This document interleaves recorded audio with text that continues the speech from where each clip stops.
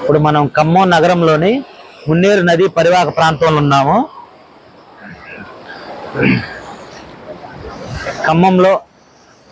ఖమ్మం నగరాన్ని ఆనుకొని ప్రవహించే మున్నేరు నది పరివాహక ప్రాంతంలో ఉన్నాము.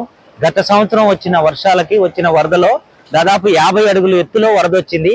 అప్పుడు ఖమ్మం నగరంలో ఉన్న సగం ప్రాంతం వరద ప్రవాహానికి గురైంది. ఆ టైంలో ప్రభుత్వం నిర్లక్ష్యం వల్ల ప్రాణ నష్టం, ఆస్తి నష్టం అన్ని జరిగాయి.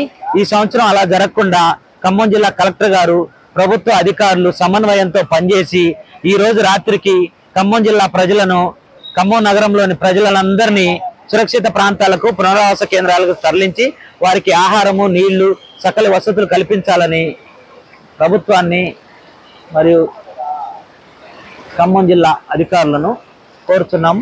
ఖమ్మం నగరం మున్నేరు నదీ పరివాహక ప్రాంతం నుంచి కెమెరామెన్ పి రవికిరణ్ తో నామా వినోద్ కుమార్.